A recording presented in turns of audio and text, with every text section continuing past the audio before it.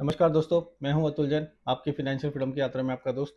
और बहुत ही interesting time हमारे स्टॉक मार्केट में चल रहा है। मार्केट ऊपर भी जाना चाह रही है, नहीं जा पा रही, छप्पर फाड़ना चाह रही है, नहीं फाड़ पा रही है। लेकिन कुछ ना कुछ फैक्टर्स मार्केट को नीचे भी पुल कर रहे हैं। इन सब के चलते हमारा शेयर बाजार पिछले 10 दिन से एक ही लेवल पर भटक रहा है, ऊपर नीचे ऊपर नीचे ऊपर नीचे। तो आज पूरा डिस्कशन करेंगे ऐसे कौन कौन से फैक्टर्स हैं जिनकी वजह से मार्केट ऊपर जाना चाह रही है, और क्या फैक्टर्स मार्केट को नीचे पुल कर रहे हैं।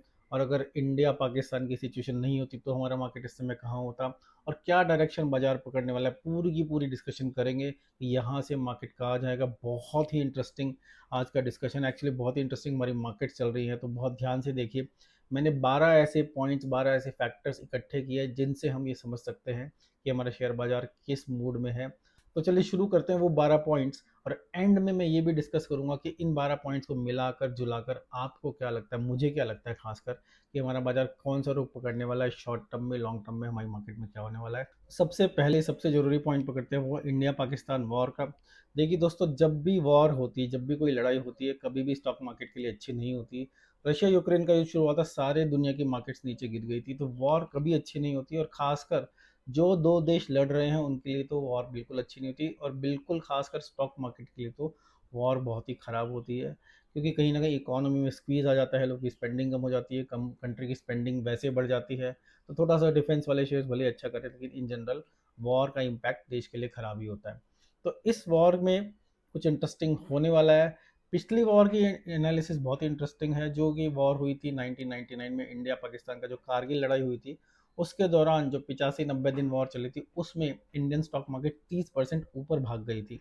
देखिए, ये कोई पैटर्न डेफिनेट नहीं है, लेकिन कई लोग इस पैटर्न को डेफिनेट पैटर्न लेके बैठे हैं, क्योंकि एग्जांपल हमारे पास एक ही है ढंग का। तो लोग मान रहे हैं कि वॉर होगी तो मार्केट ऊपर जाएगी। मेरा अपना पर्सनल मानना ऐसा नहीं है। देखिए, स्टॉक मार्केट में मजा यही है जब डिफरेंट व्यूज सामने आए। कहीं ना कहीं वॉर इकोनॉमी के लिए ख़राब है, और ख़ासकर जब आप दोनों ही देश न्यूक्लियर एनेबल्ड हों। तो पाकिस्तान वैसे तो बिल्कुल भिखारी देश है इस समय, लेकिन उसके पास बस एक ही चीज़ उनके हिसाब से अच्छी है, वो ये है कि पाकिस्तान ने बहुत सारा पैसा न्यूक्लियर वेपन्स में लगाया हुआ है। तो उनके पास बहुत ज़्यादा न्यूक्लियर वेपन्स हैं। भले ही इंडिया के न्यूक्लियर वेपन्स उनके न्यूक्लियर बॉम्ब से ज़्यादा, बहुत ज़्यादा शक्तिशाली है, लेकिन फिर भी न्यूक्लियर आर्म गिरा तो कहीं ना कहीं देश के लिए बहुत ही घातक है, स्टॉक मार्केट के लिए बहुत ही घातक है, क्योंकि फिर ये विश्व युद्ध टाइप में कन्वर्ट हो सकता है। वैसे फिलहाल इतनी बड़ी बड़ी बातें नहीं करेंगे, क्योंकि उसका चांस बहुत ही कम है। इंडिया भी बहुत सोच समझ कर इसमें अपना एक्शन प्लान कर रहा है, लेकिन वॉर होगी तो मार्केट के लिए नेगेटिव होगा। अमेरिका उस वॉर में वैसे तो इंडिया का फेवर कर रहा है, लेकिन अमेरिका ये भी बोल रहा है कि भाई, आप दोनों थोड़ा सा शांति से, थोड़ा प्यार से इसको ख़त्म करो। मतलब लड़ाई नहीं चाहता अमेरिका। वैसे तो लड़ाई होती है तो सबसे ज़्यादा आर्म्स बेच के अमेरिका ही पैसा कमाता है। और तीसरा मैटर है चाइना का। देखिए, सब लोग बोल रहे हैं कि चाइना पाकिस्तान का फेवर करेगा, जो बात भी ठीक है। इन प्रिंसिपल पाकिस्तान चाइना का फेवर करेगा, लेकिन मेरा ये भी मानना है कि देखिए, चाइना के पास अमेरिका के बाद सबसे बड़ी मार्केट इंडिया की ही है, क्योंकि इंडिया में चाइना बहुत ज़्यादा माल बेचता है। तो अगर इंडिया ने चाइना का बॉयकॉट कर दिया, तो ऑलरेडी अमेरिका ने उसके ऊपर टैरिफ लगा रखा है, इंडिया भी बॉयकॉट कर देगा, तो चाइना का धंधा बंद हो जाएगा, राशन पानी बंद हो जाएगा। तो कहीं ना कहीं चाइना बहुत ज़्यादा बड़े स्केल पर पाकिस्तान का साथ नहीं दे सकता, या इंडिया का विरोध नहीं कर सकता, क्योंकि ऐसा किया तो चाइना का अपना धंधा, अपना राशन, अपना पानी बंद हो जाएगा। तो ये बहुत ज़्यादा क्रिटिकल, बहुत ज़्यादा ट्विस्टी सिचुएशन है। इसी वजह से हो क्या रहा है कि हर रोज़ मार्केट बाकी फैक्टर्स की वजह से ऊपर जाना चाहती है, लेकिन दिन का अंत होते होते मार्केट थोड़ा नीचे आके बंद हो जाती है, या फिर बहुत ज़्यादा ऊपर नहीं जा पाती, क्योंकि कहीं ना कहीं मार्केट को ये लगता है। देखिए, जितनी भी वॉर शुरू होती है वो रात के अंधेरे में शुरू होती है। तो रात में कहीं मार्केट नीचे गिर गई, वॉर शुरू हो गई, तो फिर हमारा नुकसान होगा। इसीलिए जितनी भी बढ़त दिन भर में मार्केट बना रही है, वो इवनिंग होते होते गिव अप कर दे रही है।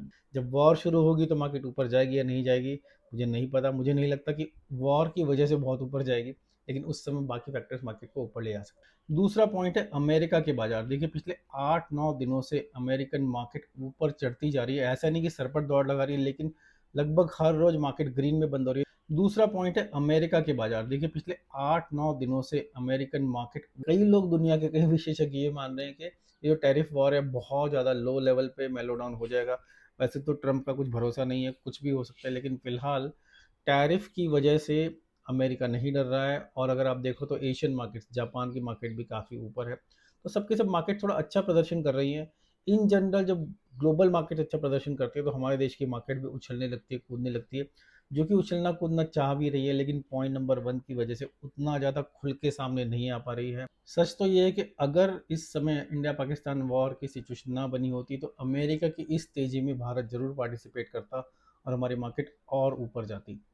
पॉइंट नंबर 3, डॉलर इंडेक्स का नीचे गिरना और रुपये का ऊपर चढ़ना। हाँ दोस्तों, बहुत बहुत important factor Indian stock market के लिए है कि हमारा रुपी स्ट्रांग है या नहीं है।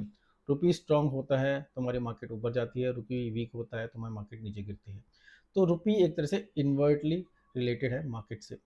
अब अमेरिकन गवर्नमेंट चाहती है, ट्रम्प जी चाहते हैं कि अमेरिका की करेंसी है वो डिवैल्यू हो, वो नीचे गिरे। ऑब्वियसली वो नीचे गिरेगी तो इंडिया के रुपये को फ़ायदा होगा, तो मार्केट का फ़ायदा होगा। तो बहुत बड़ा फैक्टर मार्केट को ऊपर ले आने के लिए इस समय रुपये का है। लेकिन ट्रम्प ये भी चाहता है कि डॉलर की वैल्यू तो कम हो जाए, लेकिन डॉलर की दादागिरी बनी रहे। बहुत ही इंटरेस्टिंग पार्ट है ये, क्योंकि कोई नहीं चाहता मेरी दादागिरी समाप्त हो। अब देखिए, ये होना तो बड़ा मुश्किल है कि आपकी दादागिरी भी बनी रहे लेकिन आपकी औकात कम हो जाए।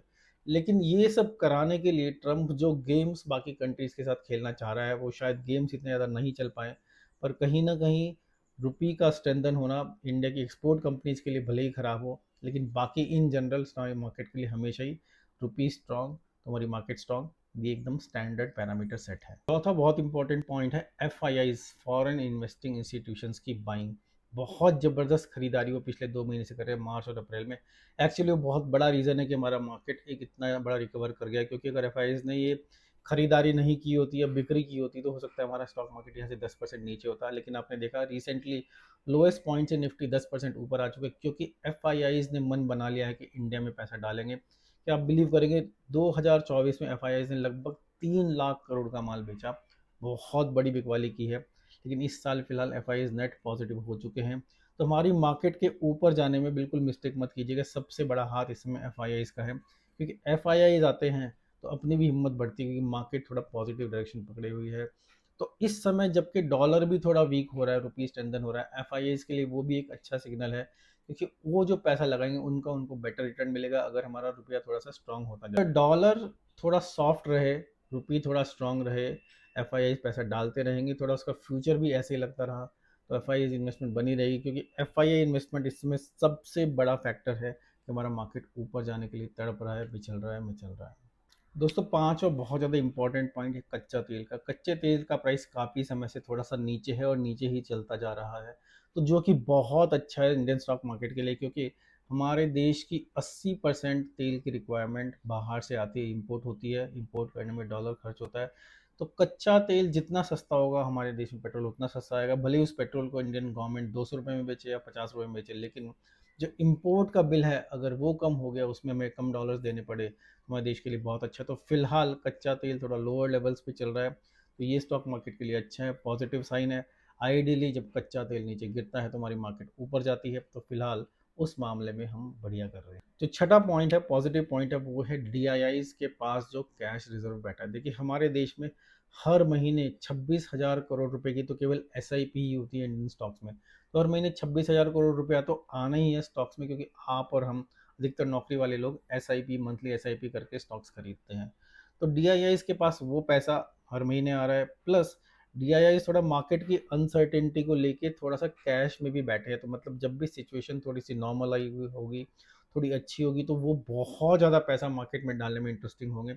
ये मत समझिए कि मार्केट रॉकेट की तरह भाग जाएगी, लेकिन एक चीज़ पक्की है, अगर एफआईआई डीआईआई दोनों के दोनों बाजार में खरीदने में उतर आए तो फिर नया लाइफ टाइम हाई बनाने में मार्केट को टाइम नहीं लगेगा। लेकिन कई बार ऐसा होता है कि जब एफआईआईज खरीदते हैं तो डीआईआईज बेचते हैं, डीआईआईज खरीदते हैं तो एफआईआईज बेचते हैं।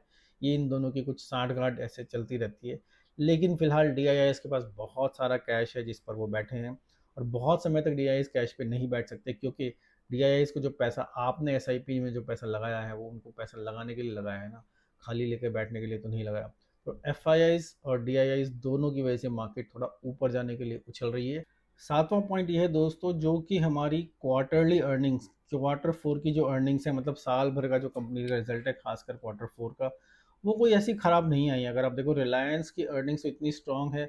इनफैक्ट रिलायंस जो 10-12% पिछले कुछ दिनों में चढ़ गया, स्टॉक मार्केट के 200-300 पॉइंट पॉजिटिव तो उसी के नाम पे है। तो रिलायंस का जो रिजल्ट है काफ़ी अच्छा है, बाकी कंपनीज के मिक्स रिजल्ट्स हैं। तो इन सब के चलते हमारे स्टॉक मार्केट को गिरने का कोई बहुत बड़ा रीज़न नहीं है, क्योंकि पहले से ही अर्निंग की एक्सपेक्टेशन खराब थी। देखिए, जब एक्सपेक्टेशन हमेशा मार्केट में ऑलरेडी बिल्ट इन हो जाती है। जब मार्केट को पहले ही पता था कि रिजल्ट खराब आने वाले हैं, तो उसकी वजह से मार्केट नीचे थी। तो इसके बाद थोड़ा भी ढंग का रिजल्ट आ जाए, कम खराब रिजल्ट आ जाए, वो मार्केट के लिए अच्छा होता है। मार्केट उसको पॉजिटिव ट्रिगर की तरह से लेती है। जब मार्केट ही अच्छे मूड में है, तो खराब रिजल्ट भी मार्केट को बढ़िया कर देता है। यही फिलहाल मार्केट में हो रहा है कि मार्केट का मूड अच्छा है, तो खराब रिजल्ट हमें लगता है कि यार ये एक्सपेक्टेशन जितना भी खराब नहीं है, तो मतलब अच्छा है, तो मार्केट को ऊपर जाना चाहिए। आठवां पॉइंट है अट्रैक्टिव वैल्यूएशंस। हाँ दोस्तों, कई शेयर्स अपने टॉप से 10, 20, 30, 40, 50 पैटर्न नीचे गिर चुके हैं। तो उनके गिरने की वजह से कई शेयर्स के वैल्यूएशंस काफ़ी अट्रैक्टिव हो गए हैं। कुछ के अट्रैक्टिव हो गए थे, लेकिन इस ये जो रिकवरी हुई इसमें थोड़ा सा और वो वापस महंगे होने शुरू हो गए। लेकिन फिर भी काफ़ी सारे शेयर्स ऐसे हैं जिनको आप डीपली एनालाइज करेंगे, तो उनकी ग्रोथ के हिसाब से, उनके सेक्टर ग्रोथ के हिसाब से, कंपनी ग्रोथ के हिसाब से, बिजनेस के हिसाब से काफ़ी अट्रैक्टिव हैं। तो उन शेयर्स में लेना डेफिनेटली बनता है। और जब अभी शेयर्स ऐसे मार्केट में हैं जिनको लेकर हम पैसा कमा सकते हैं, तो मतलब शेयर ऊपर जाएंगे, शेयर ऊपर जाएंगे तो मार्केट ऊपर जाएगी। तो पॉजिटिव साइन ये है कि वैल्यूएशन अट्रैक्टिव हैं, शेयर्स बहुत ज़्यादा उल्टे पुल्टे महंगे नहीं हुए हैं। तो इस हिसाब से स्टॉक मार्केट को ऊपर जाना थोड़ा बनता है। थोड़ा सरकारी बातें भी कर लेते हैं। 9वां पॉइंट है जीएसटी कलेक्शन। दोस्तों, पिछले महीने का, अप्रैल महीने का जीएसटी कलेक्शन 12%, पिछले साल के कलेक्शन से 12% ऊपर है। मतलब लाखों करोड़ों रुपए सरकार कमा रही है। तो कहीं ना कहीं आप और हमें एज अ कॉमन मैन फर्क पड़ता है कि यार सरकार इतना जीएसटी ले रही है, उसको काट भी सकती है। क्योंकि हमेशा से उम्मीद यही है कि थोड़ा जीएसटी में कमी आए, क्योंकि इतना ज़्यादा कलेक्शन लेके सरकार कहाँ जाएगी। खैर, सरकार के पास अपने खर्चे, अपना काम धंधा है। लेकिन बड़ा जीएसटी कलेक्शन इस बात का संकेतक है कि बाजार में थोड़ी सी स्ट्रेंथ आ सकती है। मतलब इकोनॉमी अच्छा कर रही है, तो सरकार के पास पैसा होगा तो इकोनॉमी अच्छी होगी। तो कहीं ना कहीं जीएसटी कलेक्शन जो हर महीने बढ़ता जा रहा है, भले ही कॉमन मैन के लिए दिक्कत की बात हो, लेकिन स्टॉक मार्केट के लिए अच्छी बात है। हमेशा याद रखिए दोस्तों, कई चीज़ें ऐसी हैं जो लोगों के लिए अच्छी नहीं होती, तो स्टॉक मार्केट के लिए बहुत अच्छी हो जाती हैं। जैसे इन जनरल बोलते हैं ना, अगर कोई कंपनी एम्प्लॉयज़ को निकाल रही है क्योंकि उनको एफिशिएंसी लानी है, उनको ऑटोमेशन लाना है, तो लोगों के लिए तो अच्छा नहीं है, लेकिन कंपनी का शेयर उससे कई बार बढ़ जाता है केवल इस न्यूज़ पे ही कि हम 1000 लोगों को फायर करने वाले हैं, 1 लाख लोगों को फायर करने वाले हैं। 10वां इंपॉर्टेंट पॉइंट है stable government in the centre. देखिए, पिछले ही साल इलेक्शंस हुए थे, इलेक्शंस की वजह से वही वापस गवर्नमेंट आ गई जो पिछले 10 साल से चल रही है। तो इसका मतलब है कि सरकारी जो पॉलिसीज़ हैं, जो खर्चा है, वो सब कंटिन्यू करेगा। तो स्टॉक मार्केट हमेशा स्टेबल गवर्नमेंट को एक पॉजिटिव साइन की तरह लेती है, बहुत बड़े पॉजिटिव साइन की तरह लेती है। तो गवर्नमेंट का कंटिन्यू करना, और उसके साथ से अगर आप देखो इन्फ्लेशन थोड़ा कम आना, पिछले महीने डेटा आया था इन्फ्लेशन 3.3% केवल, नॉट बैड। भले ही लोगों को ज़्यादा लग रहा है इन्फ्लेशन, लेकिन नंबर्स में 3.3% है, जो कि काफ़ी अच्छा है, काफ़ी कम है। इंडिया की ग्रोथ स्टोरी इंटैक्ट है। इनफैक्ट दुनिया के इतने सारे देशों में इंडिया ही एक ऐसा देश है जो एटलीस्ट ग्रो तो कर रहा है। ग्रो क्यों कर रहा है? क्योंकि हमारी पॉपुलेशन ग्रो कर रही है, लोगों का इन जनरल थोड़ा सा तो स्टैंडर्ड बढ़ ही रहा है। तो उसके हिसाब से कंजम्पशन बढ़ेगा, कंजम्पशन बढ़ेगा तो कंपनीज ज़्यादा प्रोड्यूस करेंगी और ज़्यादा बेचेंगी। तो स्टॉक मार्केट के लिए वो चीज़ अच्छी है।